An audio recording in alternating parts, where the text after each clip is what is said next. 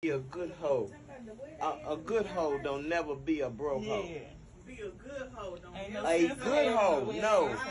A good hoe don't never be a broke hoe. It ain't always got to be money. Whatever a nigga can do for you, accept it. Right, accept it. If he don't do nothing, right. Don't. Deborah used to say that. Don't have no wet ass and a dry purse. I know my mama said it. I mean, when we look and see, we want to try to understand why the relationships have sort of deteriorated to where they are now. It's because, in a sense, this just comes down to some sort of transaction. And before we dive into just what the transaction is, and I think you guys can infer, you have to understand, like, a lot of this is generational. This is generational, and a podcast or video like this is not going to be the thing that is going to now erase or really combat effectively generations of this sort of messaging being passed down. I like to say when say you're meeting when I'm mentoring new students or mentoring people in real estate, I'm telling people when you look at your job, when you go into a new job and you want to know whether or not this job, and a good question you should be asking yourself, is this job going to help me get to my plan, say, of retirement? What is that going to look like? Well, you take this crystal ball and it's called the veterans, the elders. And you look at them and you say, and if you can have a frank conversation with them, you say, what choices did you make? How much did you invest in this? Where did you put your money here? Um, if you stayed here all those years, 10, 20, 15 years, I can look at you and get a good idea what my future is going to be. So when I think we should always be leery of when we're taking advice from people, especially from the elderly, because we have this expectation that they know what they're talking about. They know exactly the choices they made that got them where they are. They may not be able to recognize it. They may not be able to accept it. But you look, and if you have an ear to actually listen, you'll see the choices that they made, that they laid out, that got them where they are. So before we play this again and do a deeper dive, continue to like, comment, subscribe, hit that notification bell so you don't miss new uploads.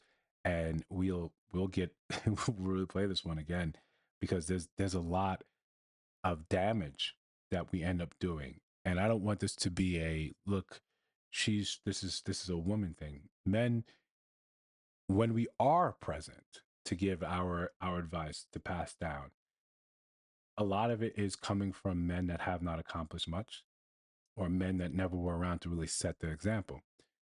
Because we like if we're making the inference, this is what someone is, she's teaching the younger, her grandkids. But if this is stuff that you hear, and as you hear the people in the background just sort of agreeing with it, like, this is not the first time you heard it. This has been the color of the advice that's been given throughout the years. If he can't do anything for you, right? And even to her credit, she says it doesn't have to be money, but if he can't do anything for you, then just keep it moving. I always want to have this conversation, and I want to, pause it by saying, what happens if men say the same thing? If there was some tangible resource, he said, if say if I can't get sex from her, leave her. No marriage, no nothing. And even if we are married, if I stop getting this thing that I want, that's most important to me, this thing's over. If men had the gall to say something like that, women would be in an uproar. But you can say this about men, and we're supposed to sit there and sort of take it on a chin. And then more to the point of taking it on a chin, we simply have to accept that this is how women are, and then play in that lane. The game is to, attract and have one woman for the rest of your life. And if that's the game that you're playing, even if your game, let's lessen it, even if your game is just to have a woman, just to be with her physically, you have to navigate these rules and understand that as long as you're providing something according to her, then you can have access to that. A good hoe. A good hoe don't never be a broke hoe. Be a good hoe. Don't. Now, that language in the beginning, I hope it was enough to sort of startle and jar some of you guys, because when we accept, and I'm one of those people I think words matter. And and the definition of words matters. So when you accept those things and you internalize those things and you say, you look at each other and you think hoe is a term of endearment. When men hearing that, when we're asking where the hoe's at, we're not asking where the good women at. We're not asking that. But if that's the lane you're trying to occupy and that's the species trying to talk about specifically, like say for instance, the only people gather around are the hoes of the family, then this conversation has a completely different light. And if that's how it was meant, then I completely apologize because I took it a completely different way. But let's say if that is about where the hoes and of the family are gathering and getting advice from the eldest hoe, then yeah, then this sounds this sounds completely fine. This is a strategy.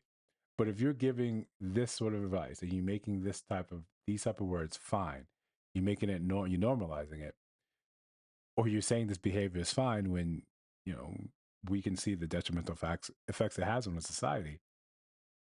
We're not doing ourselves, we're not doing our generation, we're not doing our clan and our family, our lineage. We're not doing them any favors.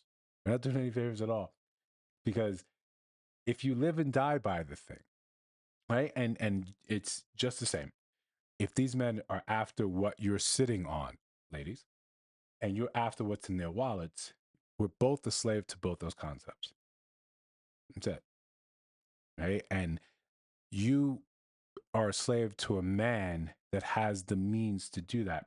There's fewer men available than there are women that's sitting on the same thing. You're still pursuing someone with a finite resource. Your resource is not finite and it's very renewable. His money is not, or the men that are willing to take their money and spend it on you in ways that matter are finite.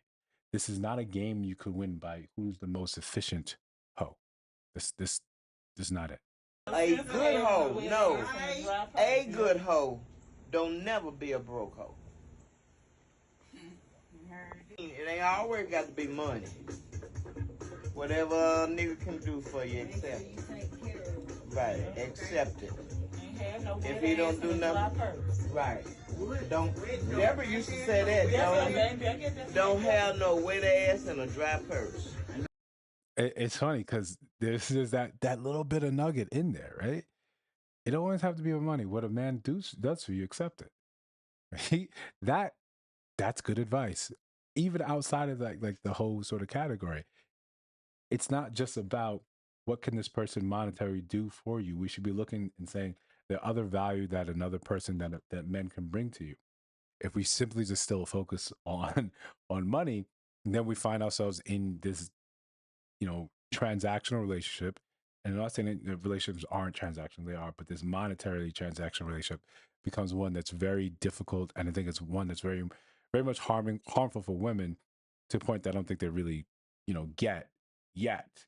But if you're just talking about it in a sense that, yeah, a man should be able to do more for you than just money, accept what he can do for you, accept that. I like that. So listen, that's a takeaway, right? That's the takeaway from the elder. If I missed something, let me know.